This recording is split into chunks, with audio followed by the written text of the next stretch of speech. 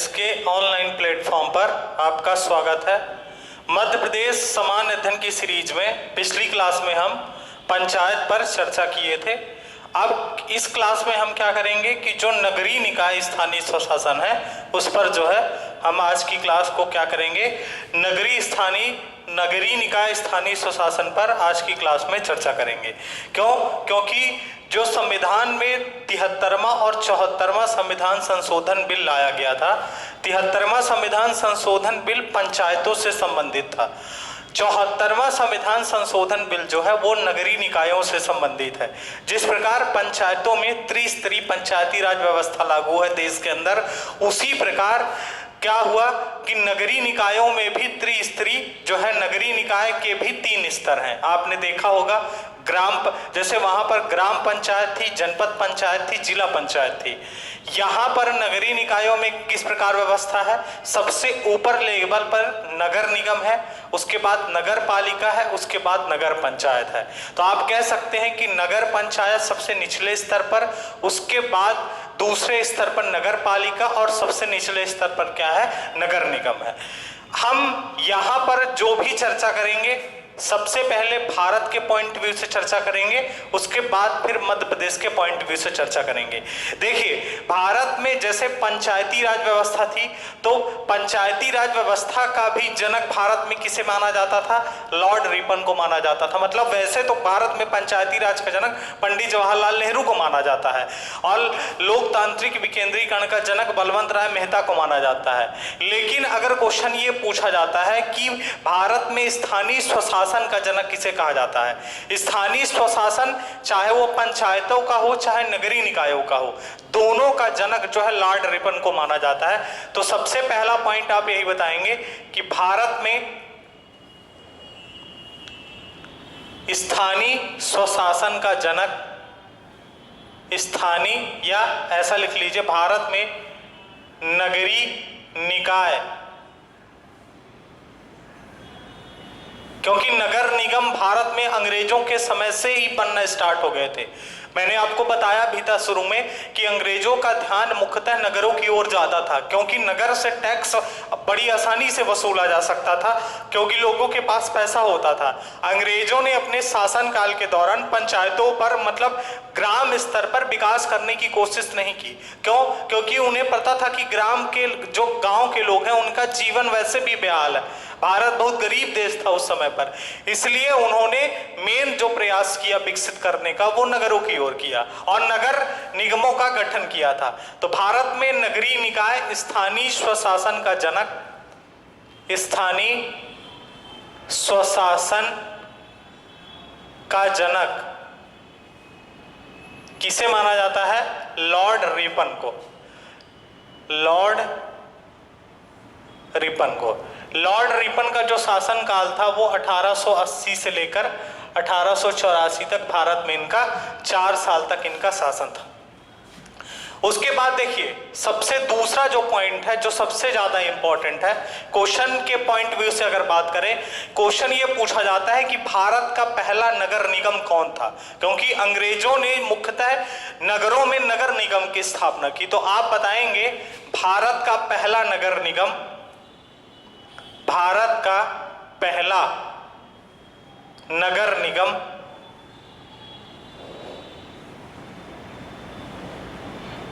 भारत का पहला नगर निगम कौन सा है, भारत का पहला नगर निगम मद्रास नगर निगम है। कौन सा है, मद्रास नगर निगम, जिसकी स्थापना जो है 1687 में की गई थी। इसकी स्थापना कब की गई थी, 1687 में। ये क्वेश्चन पेपर में बहुत बार आ चुका है कि भारत का पहला नगर निगम कौन है, तो मद्रास नगर निगम है, ठीक है, जिसकी स्थापना जो है 1687 में हुई। उसके बाद आप बताएंगे 1726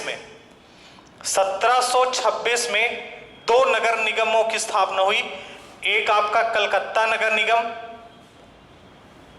कलकत्ता नगर निगम, और दूसरा है आपका बॉम्बे नगर निगम, बॉम्बे नगर निगम। इनकी स्थापना जो है 1726 में हुई। अब देखिए एक चीज ध्यान रखिए, जो महानगरों में नगर निगम है, जैसे दिल्ली नगर निगम है, दिल्ली नगर निगम आप देखेंगे दिल्ली नगर निगम 3 नगर निगमों में बटा हुआ है। समझ रहे हैं, इतना बड़ा नगर निगम है। भारत में कुछ ऐसे नगर निगम है जिनका जो बजट है, जो राजस्व कलेक्शन है, वो जो छोटे राज्य है उनकी विधानसभाओं के राजस्व कलेक्शन से, मतलब उस राज्य के कलेक्शन से भी ज्यादा है। जैसे अगर क्वेश्चन ये पूछा जाए कि भारत का सबसे बड़ा नगर निगम कौन सा है, तो उसका आंसर आप बताएंगे बीएमसी, बंबई नगर निगम जो है भारत का सबसे बड़ा नगर निगम है। आप यहां पर लिख सकते हैं यहां पर कि भारत का सबसे बड़ा नगर निगम कौन है। भारत का सबसे बड़ा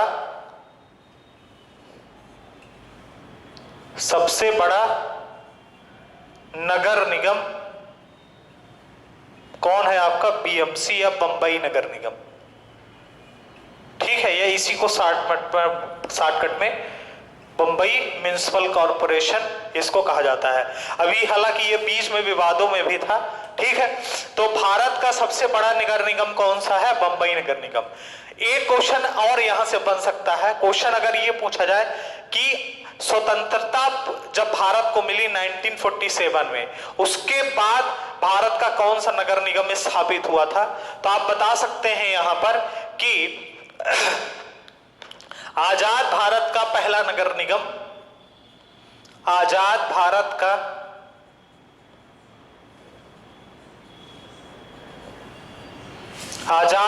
का पहला नगर निगम कौन सा है आपका, दिल्ली नगर निगम।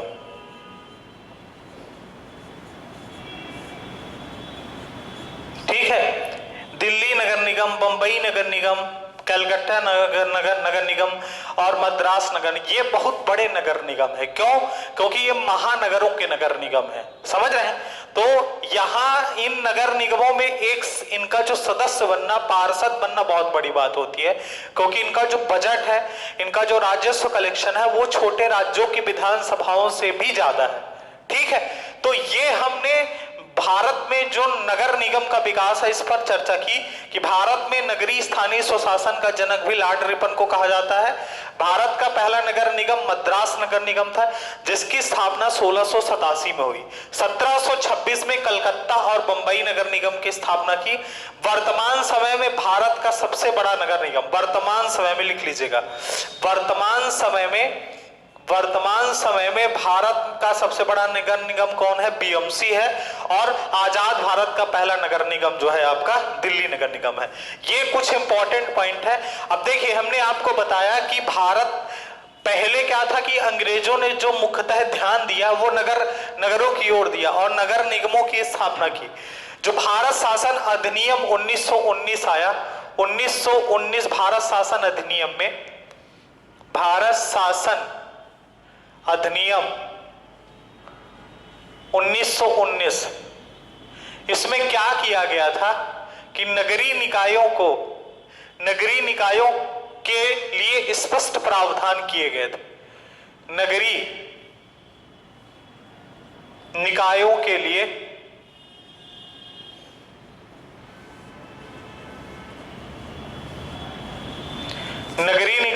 लिए स्पष्ट प्रावधान किए गए थे। ठीक है, इस अधिनियम में नगरीय निकायों के लिए स्पष्ट प्रावधान किए गए थे। साथ ही क्या हुआ था, इसी बीच में नगर पालिका के चुनाव हुए थे, जिसमें पंडित जवाहरलाल नेहरू, दूसरा आप बताएंगे सरदार पटेल,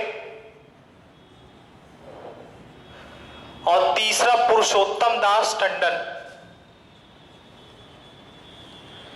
पुरुषोत्तम दास टंडन, ये 3 लोग क्या किए थे, उस समय पर नगर पालिकाओं के चुनाव लड़कर सदस्य बने थे। ठीक है, उस समय पर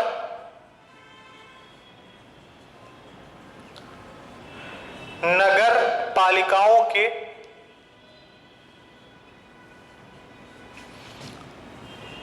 चुनाव लड़कर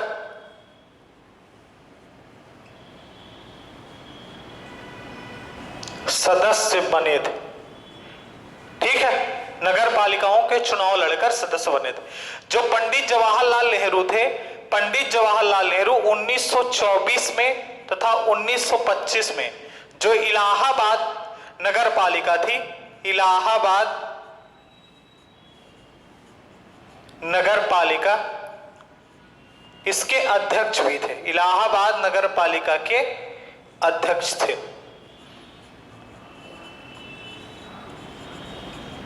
ठीक है, तो ये ये जो भी काम हुआ भारत शासन अधिनियम 1919 के तहत हुआ कि नगरीय निकायों के लिए इस नियम में स्पष्ट प्रावधान किए गए, जिसके तहत पंडित जवाहरलाल नेहरू, सरदार पटेल, पुरुषोत्तम दास टंडन चुनाव लड़कर नगर पालिकाओं के सदस्य बनते हैं। पंडित नेहरू 1924 तथा 25 में इलाहाबाद नगर पालिका के अध्यक्ष भी चुने गए थे। अब देखिए, अब जो भी बात हम इस पे करते हैं, इस पे सीधे हम आते हैं जो इसमें संविधान संशोधन किया गया था, 74वां संविधान संशोधन, उस पर चर्चा करते हैं। देखिए, एमएल सिंघवी समिति की सिफारिश पर क्या किया गया था। जो लक्ष्मीमल सिंघवी थे,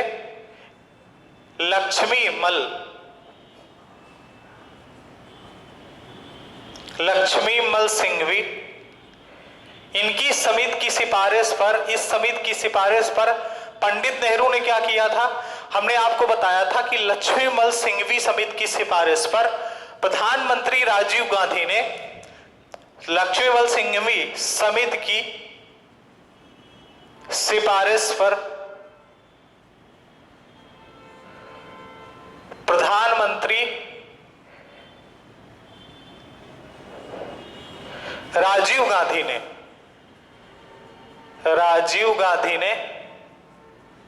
1989 में 65वां संविधान संशोधन बिल 1989 में नगरीय निकायों के लिए, ऐसा लिखिएगा, नगरीय निकायों के लिए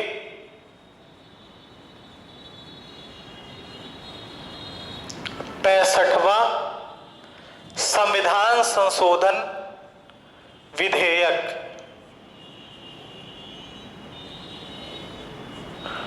प्रस्तुत किया या लाया।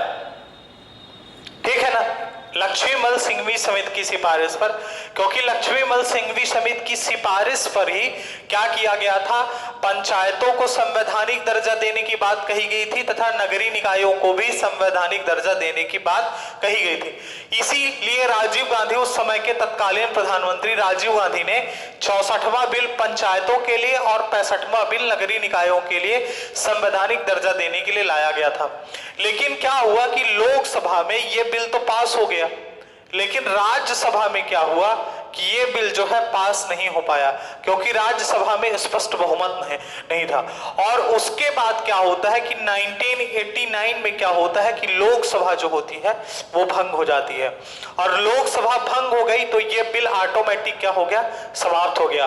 उसके बाद लोकसभा भंग हो गई तो 1989 में और 90 में 2 साल देश के अंदर गठबंधन की सरकारें थी, और गठबंधन की सरकारें होने के कारण जो प्रधानमंत्री थे वो कौन कौन थे, एक बीपी सिंह थे और उसके बाद चंद्रशेखर थे। इन दोनों ने क्या किया, इन दोनों ने एक साल तक सरकार चलाई। उसके बाद 1991 में क्या हुआ, राजीव गांधी की क्या हो गई, 1991 में राजीव गांधी की मृत्यु हो जाती है, राजीव गांधी की हत्या हो जाती है।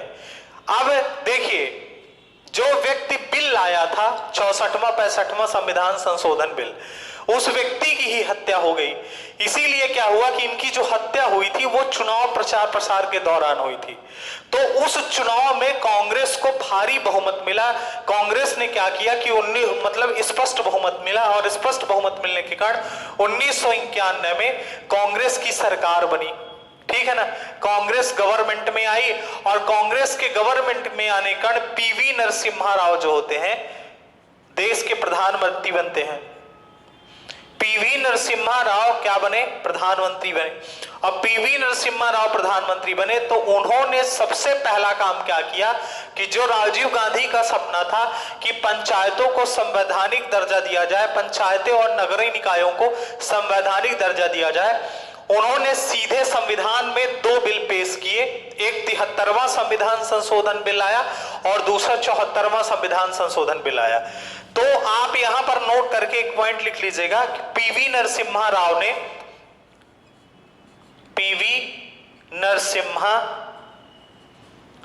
ने नगरीय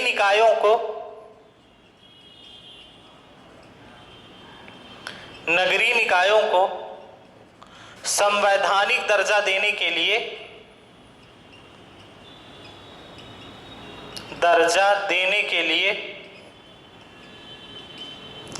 संवैधानिक दर्जा देने के लिए 74वां संविधान संशोधन विधेयक 74वां संविधान संशोधन विधेयक 1992 प्रस्तुत किया, 1992 लोकसभा में लाया।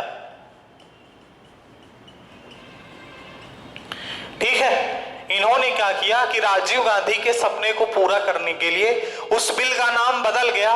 पहले जो बिल था वो 64वां और 65वां संविधान संशोधन था, बाद में यह 73वां और 74वां संविधान संशोधन बिल बन गया। तो इसको लोकसभा में प्रस्तुत किया, लोकसभा में यह बिल पास हुआ। लोकसभा में पास होने के बाद राज्यसभा में पास हुआ। राज्यसभा में पास होने के बाद इसको 17 राज्यों की विधानसभाओं में भेजा जाता है पास होने के लिए, अनुमोदन के लिए। वहां से पास हुआ। 20 अप्रैल 1993 को राष्ट्रपति ने इसे मंजूरी दी और 1 जून 1993 को ये क्या हुआ, भारत के गजट पत्र में प्रकाशित हुआ और कानून बन गया। तो आप देखिएगा, हेडिंग आप डालिएगा यहां पे 74वां संविधान संशोधन विधेयक 1992। ये 1992 में लाया गया था, कानून 93 में बना। जब इसमें हम लिख देंगे 74वां संविधान संशोधन अधिनियम तो 1993 हो जाएगा।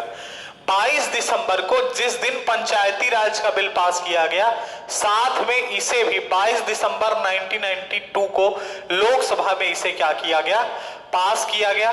लोकसभा में पास होने के बाद 23 दिसंबर 1992 को ये क्या हुआ, राज्यसभा से क्या हुआ, पास हुआ। लोकसभा और राज्यसभा दोनों से ये बिल क्या हुआ, पास हो गया। उसके बाद इस बिल को 17 राज्यों की विधानसभाओं में अनुमोदन के लिए भेजा जाता है। 17 राज्यों की विधानसभाओं में अनुमोदन के लिए भेजा जाता है। अब एक चीज ध्यान दीजिएगा, जो ये 74वां संविधान संशोधन बिल था या विधेयक था, ये राज्य सरकारों के लिए अनिवार्य था। राज्य सरकारों के लिए अनिवार्य था। ठीक है, जैसे 73वां संविधान संशोधन भी ये विधेयक राज्य सरकारों के लिए अनिवार्य था, उसी प्रकार 74वां संविधान संशोधन भी राज्य सरकारों के लिए क्या था, अनिवार्य था। यहां पर जाता है ये राज्यों की विधानसभाओं में और हर राज्य ने अलग अलग समय पर इसको वहां से पास करके भेजा। चूंकि ये जब लोकसभा और राज्यसभा में पास हो गया, जो संसद में बिल लाया गया था, इसको 20 अप्रैल 1993 को राष्ट्रपति ने क्या की, स्वीकृति दे दी। राष्ट्रपति ने इसका अनुमोदन दे दिया, राष्ट्रपति ने स्वीकृति दे दी। तो राष्ट्रपति से भी ये क्या हुआ, पारित हो गया। अब देखिए 24 अप्रैल 1993 को जो पंचायती राज अधिनियम था वो भारत के गजट पत्र पर प्रकाशित हुआ था, इसीलिए 24 अप्रैल को पंचायती राज दिवस मनाया जाता है। ये जो बिल है ये 1 जून, इसकी डेट ध्यान रखिएगा, क्योंकि अगर क्वेश्चन आता है तो कब ये पूरे देश में लागू हुआ? लागू तब होगा जब ये भारत के गजट पत्र या राजपत्र में प्रकाशित होगा। तो 1 जून 1993 को भारत सरकार के राजपत्र पर, भारत सरकार के राजपत्र पर प्रकाशित हुआ।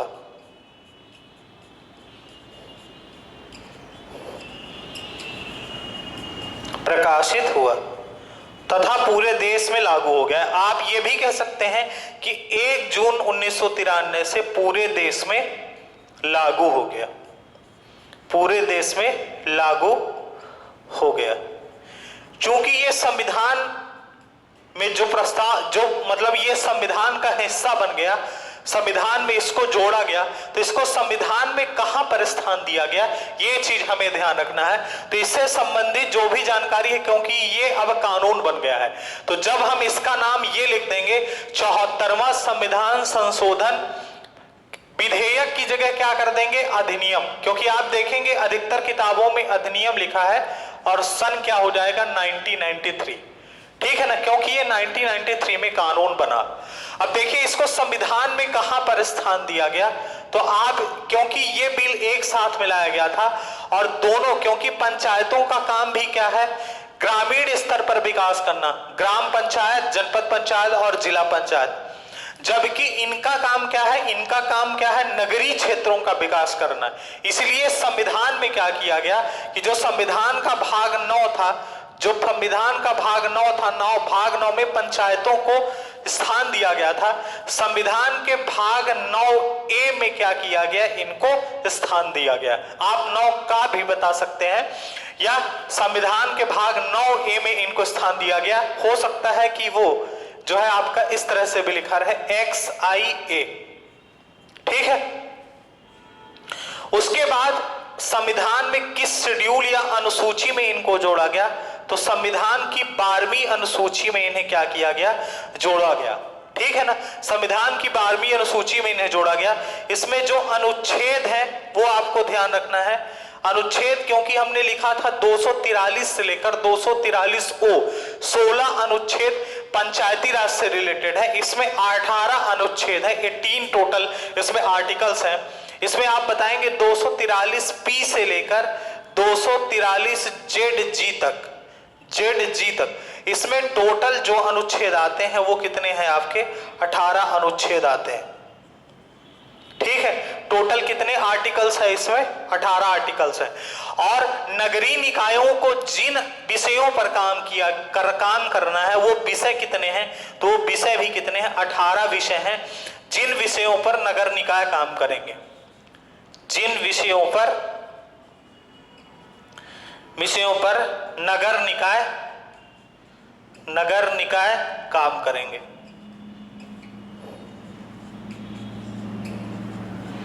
ठीक है, इस प्रकार इनको संविधान का भी संवैधानिक दर्जा भी मिल गया और संविधान में इनका उल्लेख कर दिया गया। अब चूंकि जो 74वां संविधान संशोधन बिल था, 74वें संविधान संशोधन बिल का जो अनुपालन करने वाला या 74वें संविधान संशोधन का पालन करने वाला भारत का जो पहला राज्य था वो कौन था, मध्य प्रदेश था। ठीक है ना, 74वें संविधान संशोधन विधेयक का, संविधान संशोधन विधेयक का या 74वें संविधान संशोधन अधिनियम का पालन करने वाला भारत का पहला राज्य मध्य प्रदेश है। ठीक है, भारत का पहला राज्य जो है मध्य प्रदेश है। देखिए यहां पर जो दो चीजें हैं, जैसे 243P से लेकर 243ZG तक 18 अनुच्छेद हैं और जिन 18 विषयों पर पंचायतों को काम करना है, ये दोनों चीजें पेपर के लिए उतनी इंपॉर्टेंट है नहीं, समझ रहे हैं, इनसे क्वेश्चन बहुत कम पूछा जाता है। केवल 2 ही चीजें इंपॉर्टेंट है।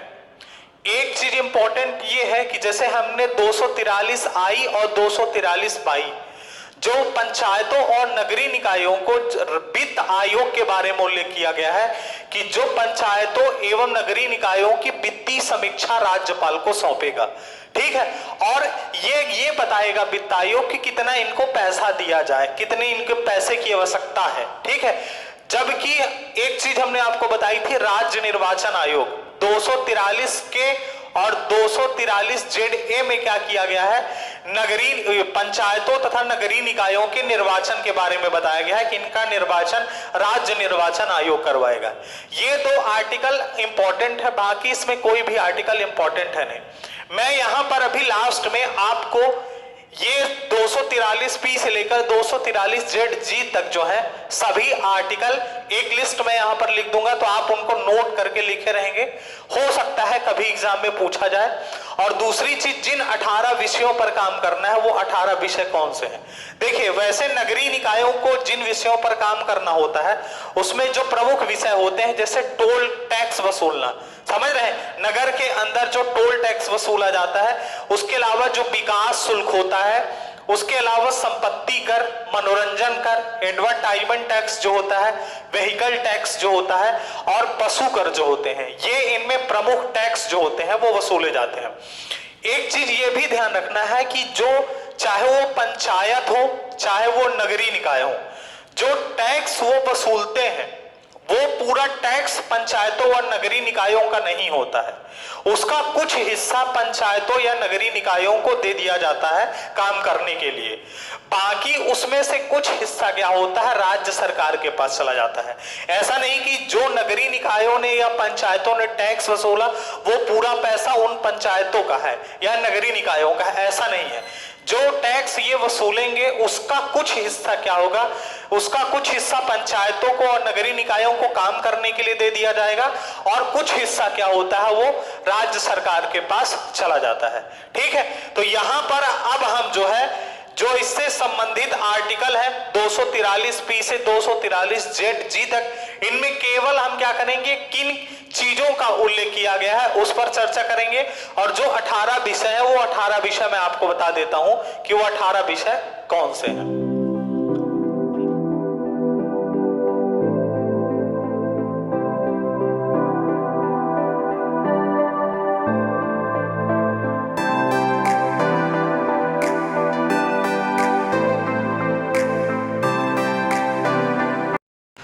अब हम जो नगर निकाय से संबंधित महत्वपूर्ण अनुच्छेद हैं 243P से लेकर, क्योंकि 243 से लेकर 243 O तक जो है वो ग्राम पंचायत से रिलेटेड है, 243P से लेकर 243ZG तक जो 18 अनुच्छेद हैं उन पर चर्चा करेंगे। देखिए, ये 18 अनुच्छेद जो है वो पूरे अनुच्छेद यहाँ पर लिखे हैं। ये अनुच्छेद देखिए, इसमें केवल कुछ ही अनुच्छेद इंपॉर्टेंट है, बाकी जो भी क्वेश्चन पूछा जाता है वो पंचायतों से रिलेटेड अनुच्छेद से पूछा जाता है।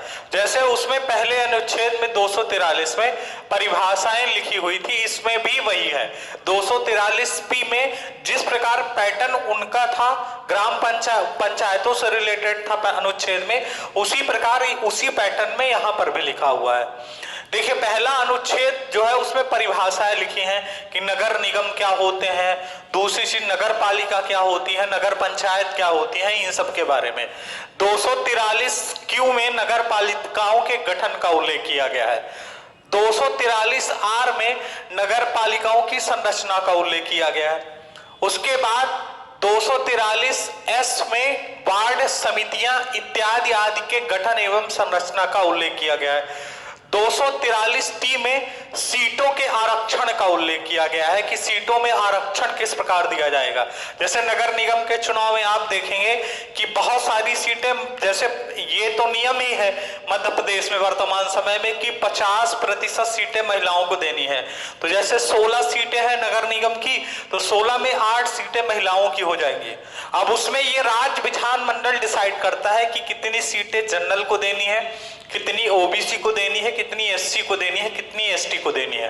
ठीक है, 243U में नगर पालिकाओं के कार्यकाल का उल्लेख किया गया है। तो कार्यकाल वैसे भी हमें पता है कि 5 साल का कार्यकाल होता है, और विघटन जब होता है उस स्थिति में 6 महीने के अंदर चुनाव हो जाना चाहिए।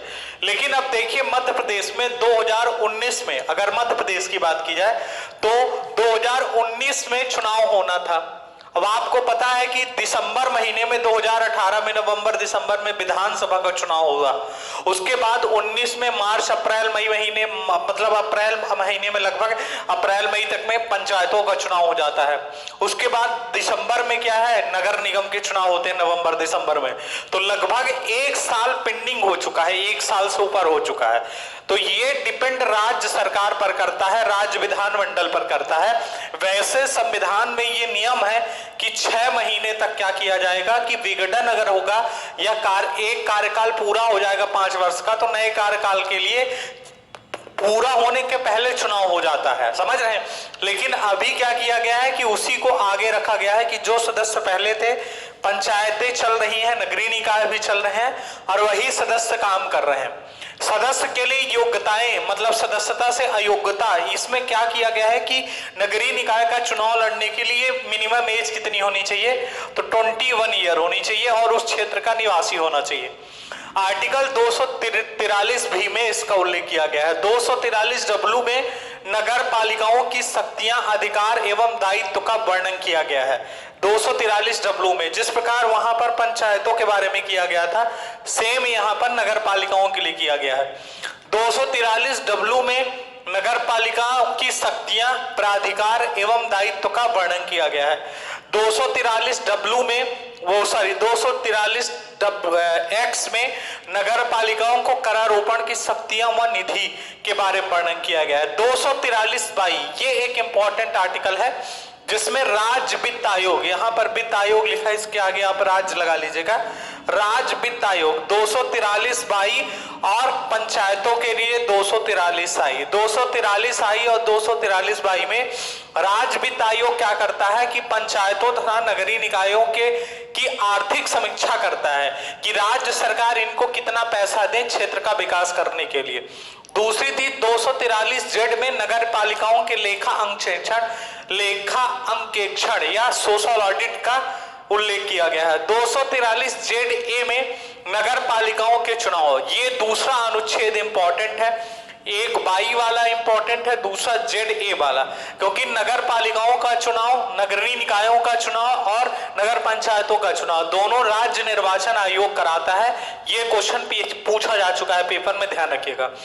243 जेड बी में संघ क्षेत्र, संघ शासित प्रदेशों में लागू होने का उल्लेख किया गया है, तो ये राष्ट्रपति पर डिपेंड करता है। 243 जेड सी में कुछ क्षेत्रों में लागू नहीं होना, इसके बारे में ये जानकारी बताता है, ठीक है ना।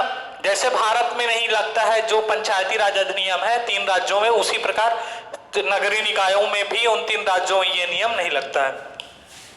उसके बाद 243 जेड डी में जिला योजना समिति के लिए, जिला योजना के लिए जो समिति बनाई जाती है उसका उल्लेख किया गया है। उसके बाद 243 जेड ई में महानगर के लिए, महानगरीय योजना के लिए जो समिति बनाई जाती है उसका उल्लेख किया गया है। 243 जेड एफ में विद्यमान निधियों पर नगर पालिकाओं का बना रहना उल्लेख किया गया है।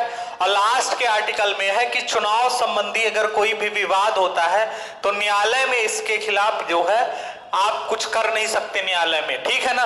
243 जेड में इसका उल्लेख किया गया है। तो ये नगरीय निकायों से संबंधित 18 अनुच्छेद हैं, जो क्या है आपको एक बार आप इनको पढ़ लीजिएगा, जिसमें 2 अनुच्छेद जो इंपॉर्टेंट है वो हमें ध्यान रखना है, वो हमने आपको बता ही दिया है। आप देखिएगा लास्ट में क्या होगा कि एक इसमें फोटो आएगी, उसमें जो 18 विषय दिए गए हैं नगरीय निकाय से संबंधित जो 18 सब्जेक्ट है वो क्या है आपको देखिएगा इसमें फोटो के रूप में लास्ट में दिखाई देगा। तो उन 18 सब्जेक्ट को आप नोट कर लीजिएगा। उन 18 सब्जेक्ट हैं जिस पर नगरीय निकाय काम करते हैं, समझ रहे हैं। नगरीय निकायों को जो काम दिए गए हैं वो 18 सब्जेक्ट उसमें उल्लेख किया गया है। अब देखिए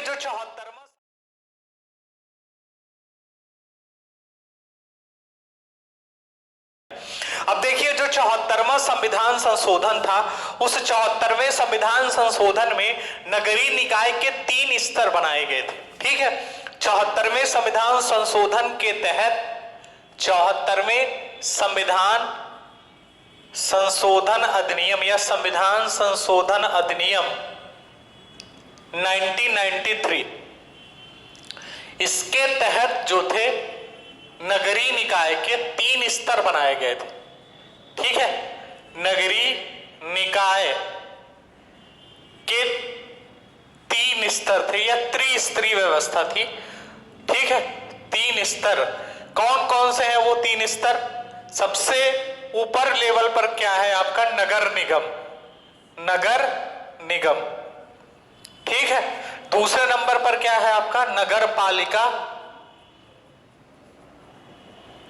और सबसे निचले स्तर पर क्या है आपका? नगर पंचायत। जिस प्रकार वहां पर क्या था? जिला पंचायत, जनपद पंचायत और ग्राम पंचायत थी, यहां पर नगर निगम, नगर पालिका और नगर पंचायत है। त्रिस्तरीय पंचायत, त्रिस्तरीय, इसको आप बोल सकते हो नगरीय निकाय के 3 स्तर या त्रिस्तरीय स्थानीय स्वशासन। भारत में जिस प्रकार पंचायतों के 3 स्तरीय शासन है, उसी प्रकार नगरीय निकायों के भी त्रिस्तरीय स्थान नगरीय आप इसको लिखेंगे त्रिस्तरीय नगरीय निकाय, नगरीय निकाय स्थानीय स्वशासन। उसी प्रकार नगरीय निकायों के स्थानीय स्वशासन के कितने स्तर है? 3 स्तर है। ठीक है, देखिए इसमें हमें यह पता होना चाहिए कि नगर निगम का गठन किन क्षेत्रों में किया जाएगा, नगर पालिका का गठन कहां किया जाएगा, और उसके बाद नगर पंचायत का गठन कहां किया जाएगा। तो सबसे पहले नगर पंचायत से करते हैं। देखिए नगर पंचायत जो होती है संक्रमणशील क्षेत्रों में इनका गठन किया जाता है। कहां? संक्रमणशील क्षेत्रों में। संक्रमणशील क्षेत्रों में मतलब यह होता है कि ऐसे क्षेत्र जो ग्रामीण क्षेत्र होता है, जब उसका धीरे धीरे विकास होने लगता है, समझ रहे हैं? तो पहले वहां क्या होती है, जैसे मान लीजिए कोई गांव है, वहां उस गांव में पहले क्या था? ग्राम पंचायत थी। फिर धीरे धीरे उस ग्राम का क्या हुआ? विकास हो गया, तो वो क्या होगा? थोड़ा सा नगर टाइप में लगने लगा वो ग्राम, तो वहां पर क्या होगा? नगर पंचायत गठन हो जाएगी। उसी क्षेत्र को संक्रमणशील क्षेत्र बोला जाता है। मतलब आप बोल सकते हो उस क्षेत्र को कि बोल सकते हो ग्रामीण क्षेत्र से शहरी क्षेत्र में बदला हुआ क्षेत्र, ग्रामीण क्षेत्र से शहरी क्षेत्र में बदला हुआ क्षेत्र। ठीक है ना? अगर ग्रामीण क्षेत्र से थोड़ा विकास हो गया तो वो शहरी क्षेत्र में बदल गया। ऐसे संक्रमणशील क्षेत्रों में नगर पंचायत का गठन किया जाएगा। दूसरी चीज नगर पालिका के बारे में आप बताएंगे कि जो छोटे शहरी क्षेत्र होते हैं, छोटे शहरी क्षेत्रों में किसका गठन किया जाएगा? नगर पालिका का। और नगर निगम का क्या होगा? जो बड़े शहरी क्षेत्र होते हैं, बड़े शहरी क्षेत्र। ठीक है, बड़े शहरी क्षेत्र में क्या किया जाएगा? नगर निगम का गठन किया जाएगा। ठीक है, हालांकि इनके लिए अलग अलग प्रावधान बनाए गए हैं। मतलब अगर किसी नगर की जनसंख्या 1 लाख से अधिक है, वहां पर आप नगर निगम की स्थापना कर सकते हैं। अगर किसी छोटे शहरी क्षेत्र जिसकी जनसंख्या 50,000 से अधिक हो तथा 1 लाख से कम हो, वहां पर आप नगर पालिका का गठन कर सकते हैं। नगर पालिका या नगर पालिका परिषद भी लिखा रहता है बुक में, आप देखिएगा। और ऐसे छोटे क्षेत्र मतलब ऐसे संक्रमणशील क्षेत्र जहां की जनसंख्या 20,000 से अधिक हो तथा 50,000 से कम हो, वहां पर नगर पंचायत का आप गठन कर सकते हैं। ये सब चीजें हम मध्य प्रदेश में जब हम आएंगे तो मध्य प्रदेश में हम नगरीय निकाय पर ये सब चीजें नोट कर लेंगे। मैं यहां पर इसीलिए नहीं लिख रहा हूं, मैं ये जो सब चीजें हैं वो सब मध्य प्रदेश में लिखेंगे कि कितनी जनसंख्या पर कितने वार्ड होने चाहिए, ये सब चीजें उस पर लिखेंगे। तो जो 74वां संविधान संशोधन था, उस 74वें संविधान संशोधन में नगरीय निकाय के 3 स्तर बनाएंगे, ये आपको ध्यान रखना है। नगर निगम, नगर पालिका और नगर पंचायत। नगर पंचायत ऐसे क्षेत्र जो गांव से शहर में बदले हैं धीरे धीरे, वो संक्रमणशील क्षेत्र कहलाते हैं। उन क्षेत्रों में नगर पंचायत का गठन किया जाएगा।